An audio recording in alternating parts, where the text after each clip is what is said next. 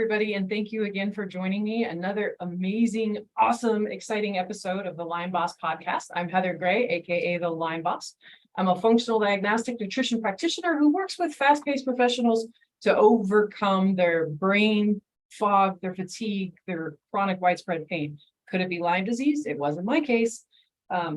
Today, we've got a really special episode. Like, I've been trying to find somebody for quite some time to talk on this very incredible cutting edge technology type conversation that I've been wanting to have for quite some time, because plant medicine has played a huge part in my mental health journey and my healing journey. And then with a couple of the really cool documentaries that have been out lately, it's just really been in the forefront for me. And so I was so happy when Dr. Diva here decided to come aboard and talk with us all about psychedelics today. So welcome everybody, Dr. Diva. Woo-hoo.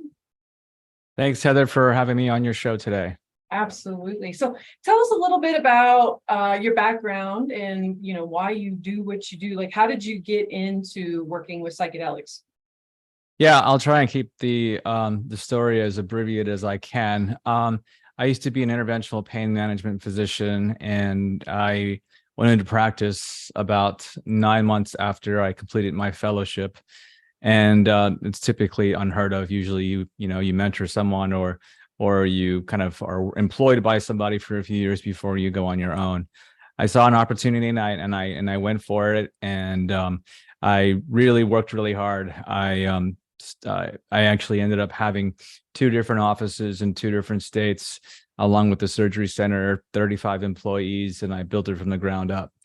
And about 9 years into it, I was really burned out, and I ended up deciding to leave and exited my business. And then I just wanted some time off. I got married, and then at the end of that year, there were some issues with my health where I was diagnosed with stage 4 non-Hodgkin's lymphoma. And I was totally in the Western medicine mindset. I didn't have any understanding about nutrition because they don't teach you that in medical school, and didn't know what to do other than just listen to the doctors who wanted to start chemotherapy right away. I said, hold on a minute, no way. I'm 39 years old. There's no way we're doing this. And so I went through multiple practitioners, multiple second opinions, third opinions, if you will. And some people said that there was something that I could do called watch and wait.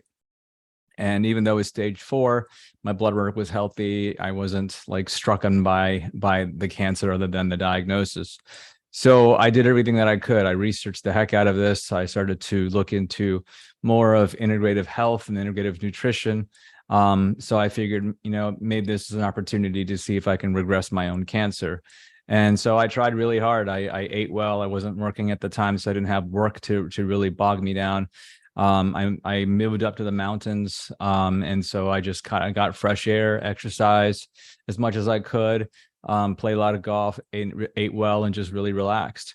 And unfortunately, 8 months later, it was something that was shocking to me, but my cancer had actually progressed instead of regressed. And it was at this time where, I kind of just threw in the towel and I kind of gave up. And so I had to go through chemotherapy. And I went through a long battle, about 5 or 6 months, 5 months of chemo. I went through some hardships personally where my wife at the time decided to leave during chemo. And so I was basically alone. And after chemotherapy was all done and I got the A-OK that I'm in the clear and I'm in remission, I wrote this in my own personal book, that was probably that was where I hit rock bottom, was when I was told that I went into remission. Why? It's because at that point, cancer was my identity. I also had lost my identity as a physician since I wasn't working anymore. I lost my identity as a husband because my wife had left. And I lost my identity just in general because I didn't know who I was anymore.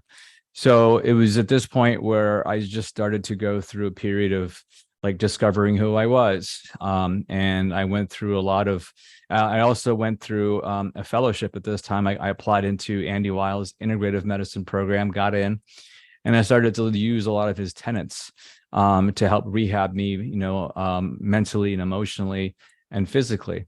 And so that began my journey. I ended up moving to DC, and I got involved in this networking community, and a lot of these people were getting introduced into psychedelics. And so I had no idea what any of this was about. And I decided to, 3 times it took for me to accept the invitation. And I decided to go ahead and partake. So hold on real quick. If I may, going back, I mean, it sounded like your poor life became like a country song, right? You lost your dog, you lost your wife, you lost your job. But what a beautiful gift. A lot of times most of us can't see it when we're in the middle of it. Like I'm in the middle of a divorce right now. And I know at times like it gets so dark and so lonely. And usually this is where the birth of something beautiful happens, right? Yeah, and looking at it now, I mean, it was the best thing that's ever happened to me. I mean, it has shaped the person that I have become. So absolutely. There is, and that's the way we look at things. Like we have to make sure that our mindsets are whatever we're going into, hardship or whatever. It's like the universe is giving this to us to learn something so that we can either teach others or that we can be a better person on the other side of it. So for me, it was during the time it was awful. And I wasn't a spiritually enlightened person at all, but I was I was spiritual in the sense I grew up in a household of spiritual folks, and I went to temple. I was raised as a Hindu, but I didn't really, when I went to college, I just kind of like let that go.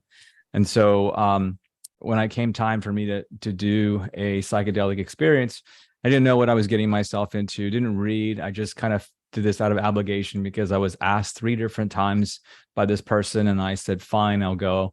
And I went in not having any expectations, and it was the scariest thing that I've ever gone through. And it was also the best thing that I've ever gone through. And What did you do exactly? it was a combination of MDMA and psilocybin. Okay. And I mean, if you read anything about psychedelics, it's all about set and setting.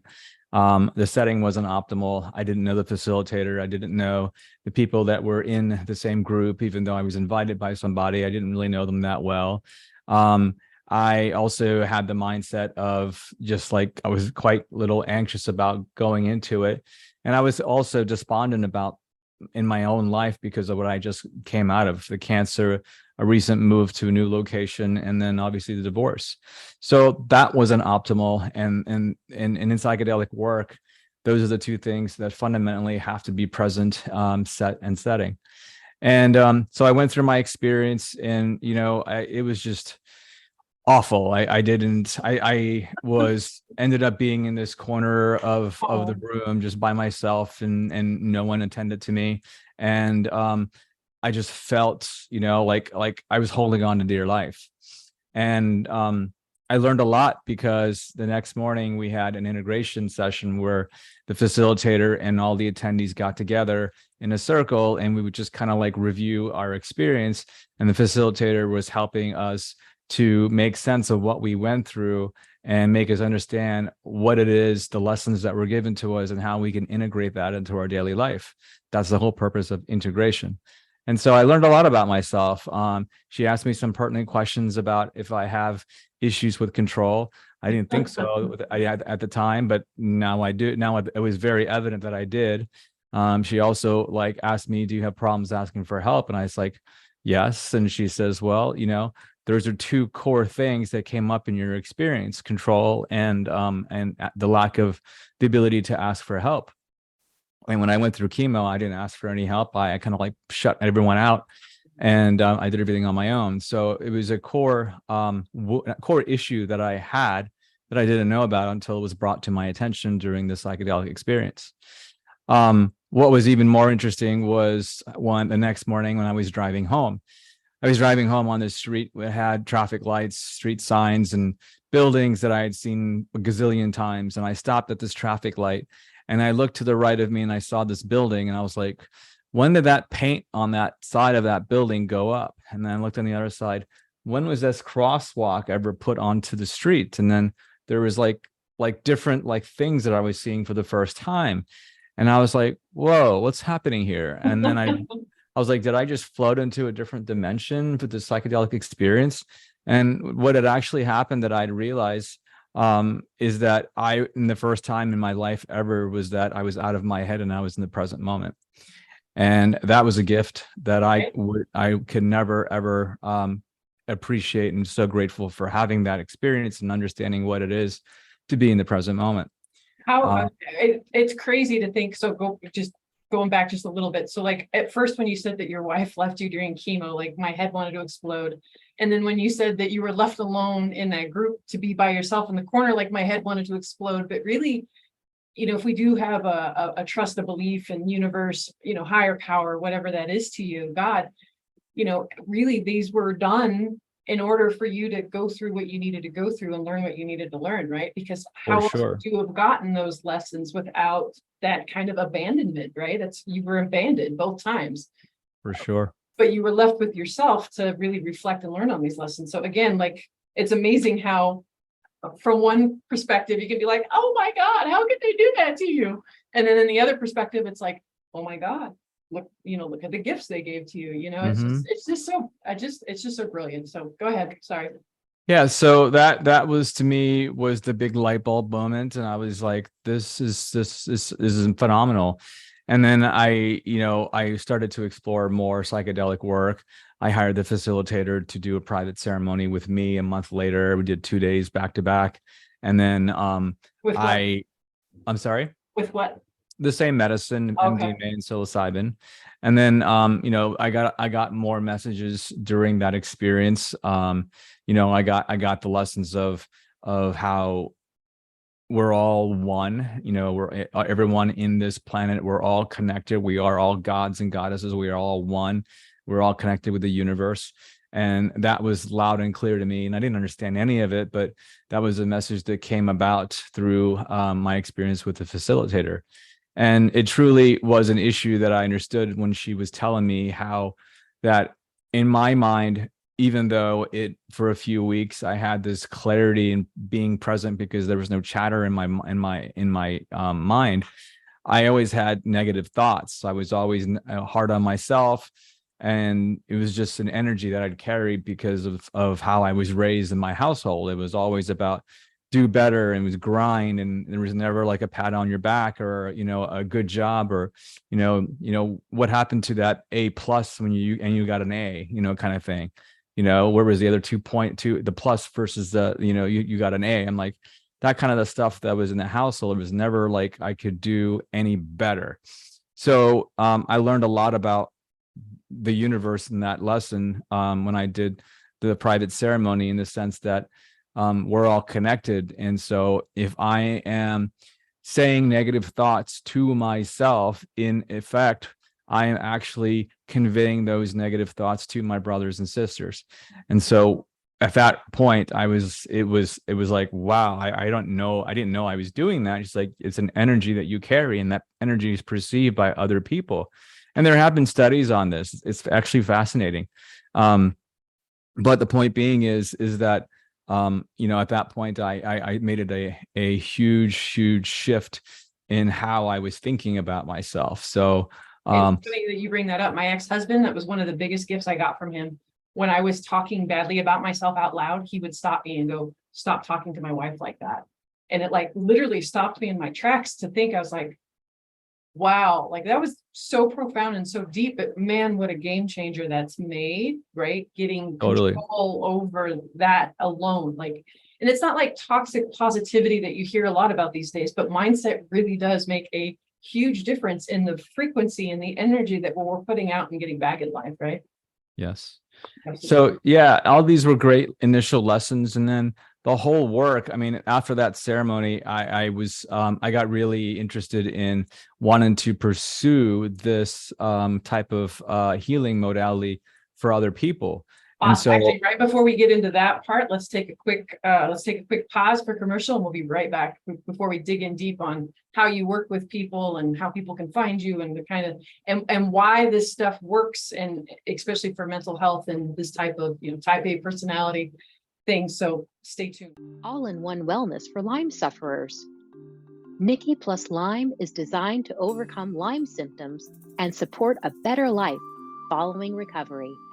Nikki plus Lime offers the most advanced bioenergetic science in an attractive watch-size wearable. Lyme is the fastest growing vector-borne disease in the world, with over 500,000 cases diagnosed each year in North America alone. Nikki brings non-invasive, drug-free, and doctor-endorsed frequency technology to the symptoms of this debilitating chronic disease that defies traditional approaches to recovery. Nikki puts a personal wellness center in your hands and on your wrist. Be better. Do better. wearenikki.com. Hey, everybody, welcome back.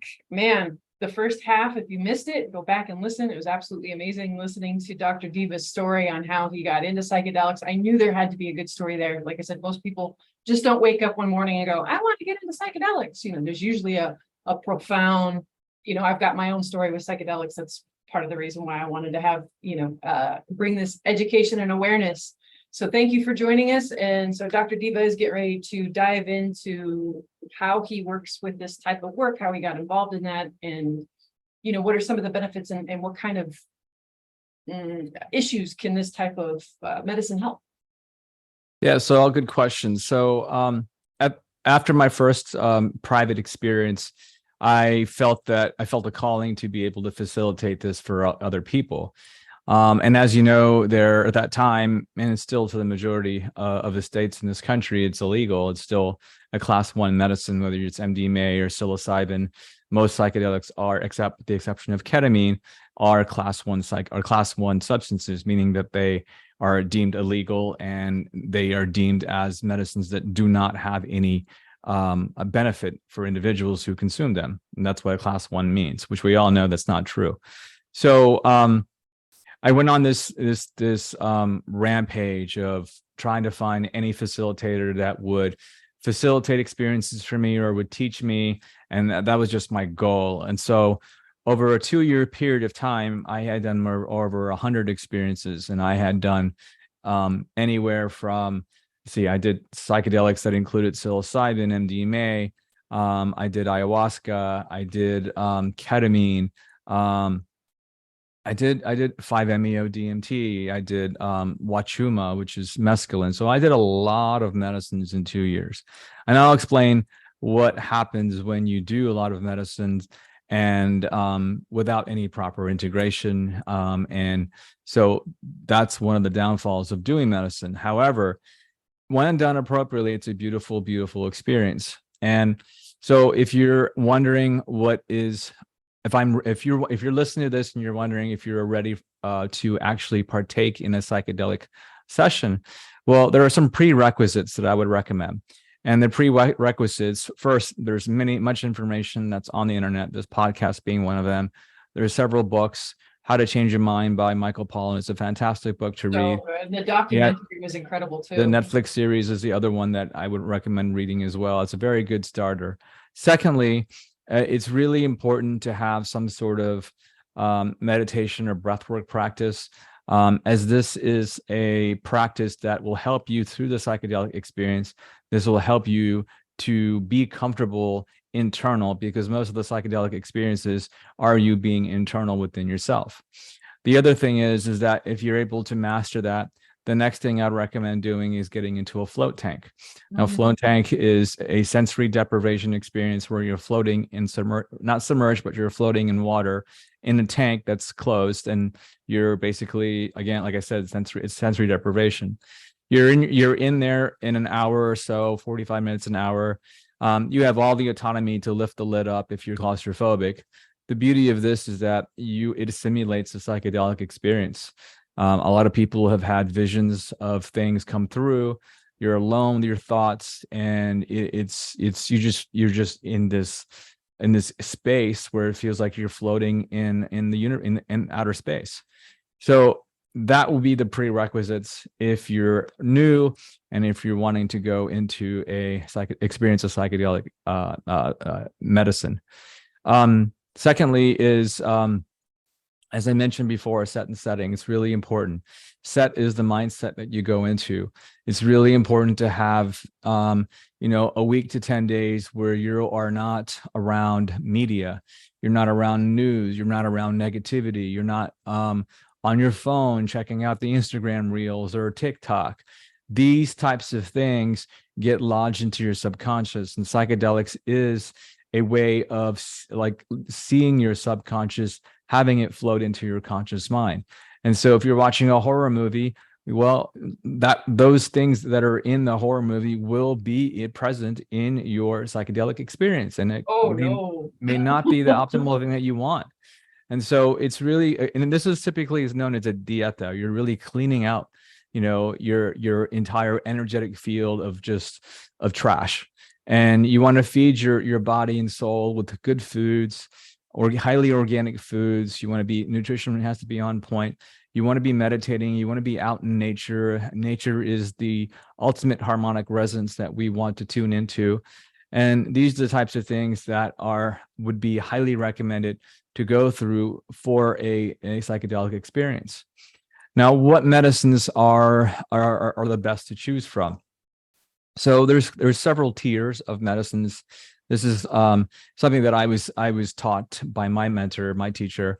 And the bottom tier would be considered like medicines that include psilocybin, MDMA, ketamine, LSD, even cannabis. These are all medicines that are considered the very, very bottom base tier. So this is what I would recommend to choose from if you are choosing a medicine at all. Tier 2 would be something like your ayahuasca or mescaline, which would be San Pedro, or what's the other medicine is escaping me. It's another type of mescaline, peyote. These are all, so those are the mescalines are usually type of cactuses.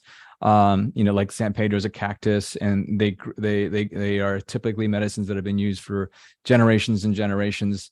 In Peru is where they've typically been found. Ayahuasca is another medicine that's from the jungle, and it's a brew that is a combination of two different medicines that are on opposite sides of the jungle. How they put them together and created this like highly hallucinogenic brew was beyond me. There have been stories around it, but it's quite beautiful. And then the top tier is iboga, which is the bark of a tree that's typically in Africa, in Gabon, is where this bark of this tree. And then you have 5-MeO DMT. So say that last one again. 5-MeO DMT. So this comes from the crystals of the saliva that's in the parotid gland of a toad. Okay. And so DMT is known as the God molecule. So DMT by itself cannot be ingested because the stomach acid will eat it all up, and so it's either mixed with something or it is smoked. And 5-MeO DMT, or otherwise known as Bufo, because that's the name of the pod, Bufo alvaris. And so this is a very, very intense experience, 15 to 20 minutes, but it is a rocket ship to source universe God. And that's the next one I'm going to try. I've done ayahuasca before, thought I was going to die. I basically processed 41 years of mother trauma in one night. But obviously I didn't die, so it was a beautiful thing. And then I've done psilocybin. I've always wanted to try MDMA though, and because I've heard it's just like a really gentle way of going in and looking at past trauma without actually having to relive it. Is that your experience with that as well? Yeah, it can be. So to answer your question, so MDMA has been, it's MDMA and psilocybin are currently in phase 3 trials by the FDA. So they are on a fast track to be approved legally. MDMA has been pushed by a company or an organization called MAPS. It's the Multidisciplinary Association of Psychedelic Substances. And for 30 or 40 years, the CEO, Rick Doblin, has been pushing for MDMA for its approval. They have done many, many studies around MDMA and its efficacy. And the indication that it will be for is for PTSD. Much of the research around it has shown that people with just 1 to 2 doses of MDMA, along with a few months of psychotherapy, along with the psychedelic therapy, or the MDMA therapy rather, has actually caused the individuals to no longer carry the diagnosis of PTSD because they don't fit the conditions of PTSD any longer. So we're talking like 1 or 2 sessions of this versus, and people that are coming from abroad from war, people who have sexual trauma, domestic trauma. It's amazing how fast and how effective MDMA is.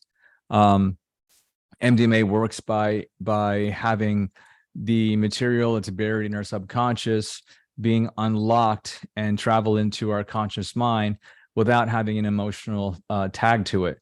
So you're able to process it real time and not have the emotions that were once present. And then you're also able to close the loop on the trauma. When we have trauma, typically we don't process the entire loop of trauma, and it's stored into our body in a negative way. And so MDMA is great because it releases the trauma, allows us to relive it, but then reframe all of what had happened in a positive way, and therefore process and let go of the trauma. What a gift. I when I watch these documentaries, like You Can Change Your Mind, or even Dosed that just came out not too long ago, there's a certain rage and just anger of how many people who are suffering needlessly for so long because these things have been outlawed, and also hope, because we are starting to change the conversation around this and what it can do for people so eloquently. And so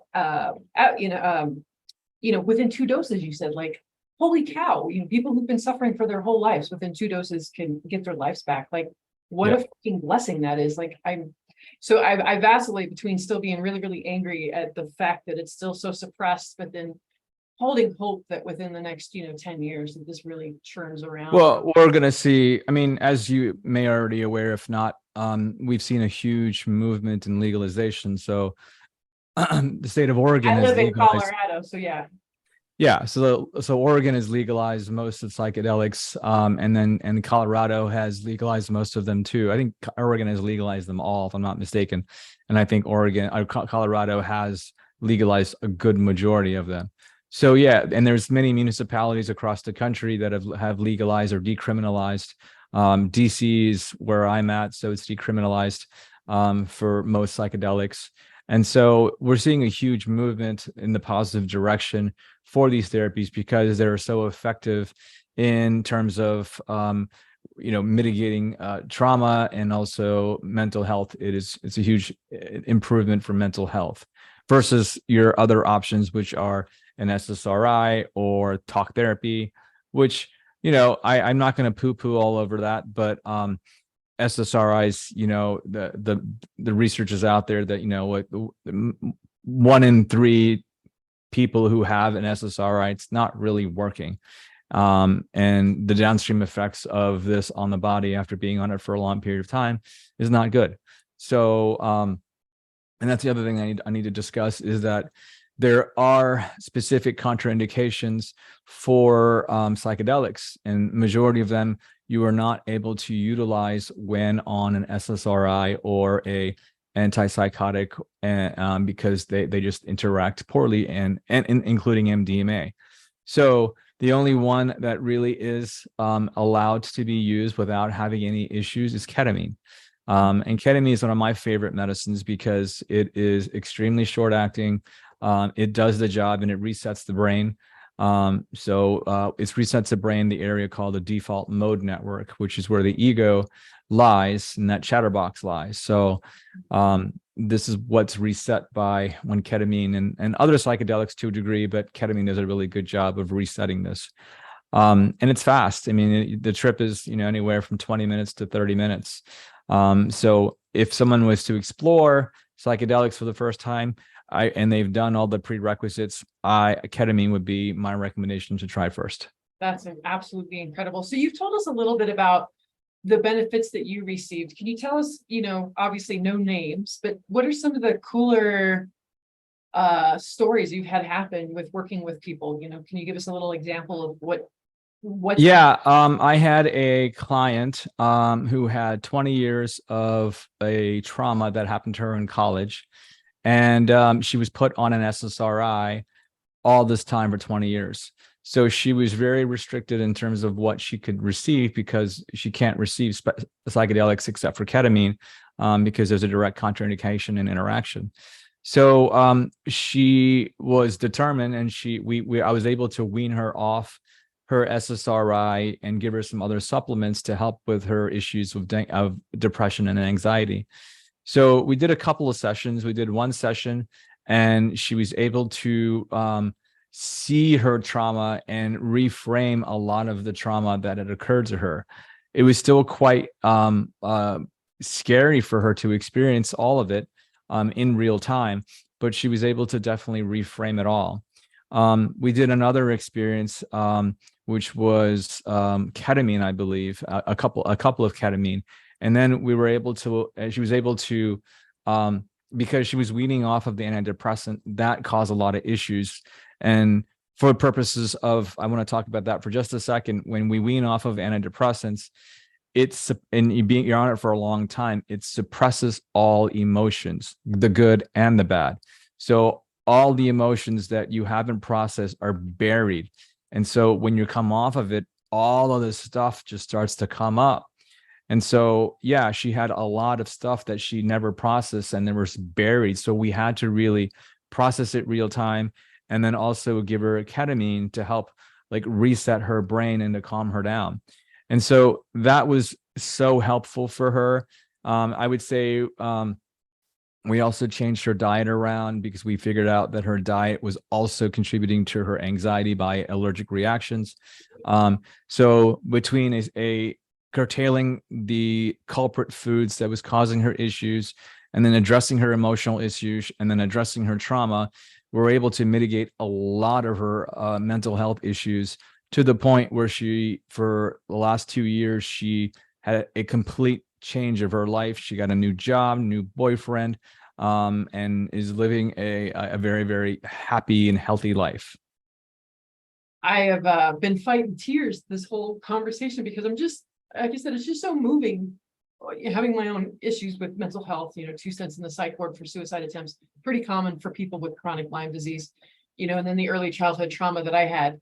This topic, like I said, it is just so near and dear to my heart, because so many years of my life had been taken away from being reactive and being in the passenger seat, right, while trauma was in the driver's seat. And to be able to give power back to people in their life, it's just such a gift. It really is. And to see lots of people who do so well and live a new life. And I do want to mention, and I alluded to this at the beginning, that psychedelics are extremely powerful. And we need to be able to vet the facilitator, to vet the people that are going to be in the setting. But it's highly, highly, highly recommended to also be sure that you integrate. The experience is 25% is the medicine. There's 3 phases: the preparatory phase, the actual experience with the medicine, and the integration. Integration is 75 to 80% of this whole process. If you don't integrate the information that was given to you through the psychedelic experience, then you're not doing yourself, any good. It's really about integrating that into your daily life before chasing another experience. And that's what happened to me, is I kept chasing the medicine because I felt so good. And it was another escape for me. And so with my addictive personality, I used to be a binge drinker. I was a gambler. And so it was the next thing. It was like, holy crap, I feel so amazing. And so for 2 years, I did all the psychedelic work. This is before I even began facilitating. I was still learning about the medicine. And then it all came down and it crushed me. And the reason being is that what happens is is that when we expand our consciousness through this psychedelic experience, we are more perceptible to different emotions and triggers and whatever is happening in the collective consciousness. Our intuition is way heightened. And if you read anything about Aldous Huxley and the Doors of Perception, he talks about this filter that we have. It's called a reducing valve. And when we have this reducing valve, it only filters specific bits of information. We're exposed to like 400 billion bits of information per second, and we only take in like 2,000. So when this reducing valve opens up, more and more information is coming through. And if you're not ready for it, you're putting yourself and you're setting yourself to be, in a more anxious state, because you're just able to perceive so much more than you did, and your body isn't ready for it. And so for the last 2 years, I haven't done any medicine because I've been integrating. And it's been really, really, really challenging because I've been going through my own emotional transformations. All positive, because it's like my body's catching up with my soul, because I had done this major expansion in my consciousness. And now it's like the rest of my being has to catch up. So that's the caveat of doing too much of psychedelics. So what does a proper integration look like? Because now that I'm thinking back on my experiences, I'm not sure I had much of an integration. So yeah, I'm curious. What does a proper integration look like?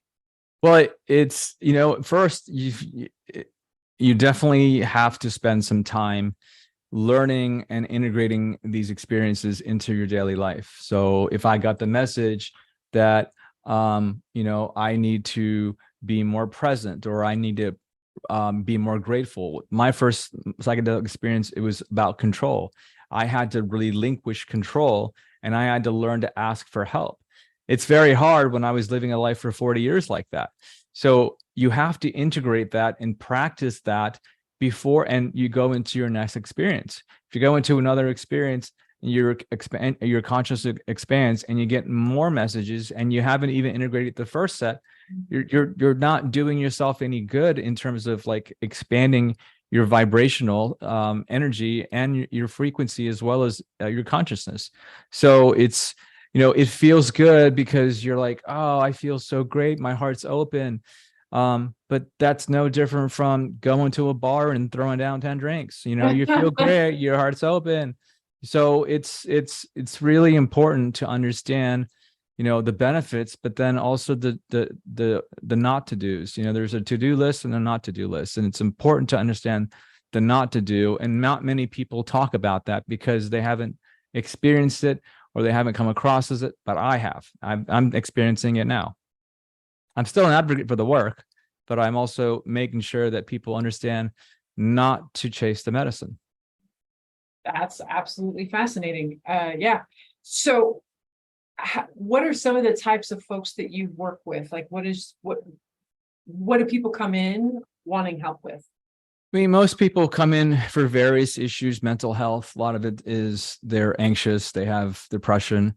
People have PTSD, people have ancestral trauma that they're trying to heal. It's a mix of the bag. I don't necessarily say no. I mean, it just whatever comes through, and whoever is interested in at that time. A lot of it is me screening them and making sure that we're the right fit, and that they're not taking medications that could be detrimental to the experience. So that's a large part of it, especially when people are depressed and anxious. They're already on taking stuff. Yeah, absolutely. That can be tough. So is there any lasting thoughts that you'd like to leave us with? And then I'd love for you to tell our audience like how they can find out more about you, where they can find you. Yeah, I would highly recommend reading Michael Pollan's book, checking out his Netflix series. I have a podcast, From Doctor to Patient. I also have a book that I released about 3 years ago. It's called From Doctor to Patient, Healing Cancer Through Mind, Body, and Spirit. It's a Wall Street Journal bestseller, and the last quarter of the book is how my life has changed through the work of psychedelics. That is absolutely incredible. I'm just so excited. Thank you so much. Grateful for having you come on, share your story, completely vulnerable and honest, like transparent. That was beautiful. And then, so yeah, they can find your book, they can find your podcast. And then if they wanted to work with you, how does that look like? Yeah, so my website, Diva Nagula, DIVANAGULA.com. There's a bunch of services that I offer on there. And yeah, feel free to shoot me an email and we could get on a call together and see if it's a fit. That sounds incredible. Thank you again, everybody. And don't forget to like, share, and subscribe, right? Because that's how this information gets out there, is by you, pushing it out there, sending it with your friends. Who needs to hear this today, right? So again, thank you, and everyone have a healthy day. Make sure to like, subscribe, and share this episode. Even if you found one little piece of inspiring nugget in it, this is how we change people's lives. This is how people get better. This is how people get hope. So please make sure that you are liking, sharing, and subscribing. Stay tuned for the next episode. You're not going to want to miss it. And while you're at it, head to my website, thelimeboss.com, and make sure you download your free video series, Real Cooking for Real Life. Learn amazing, delicious meals in 20 minutes or less. Learn why and how we cook certain things that are toxin-free, free of contaminants, and how to get a delicious, healthy meal under 20 minutes. You're not going to want to miss out. That's thelimeboss.com.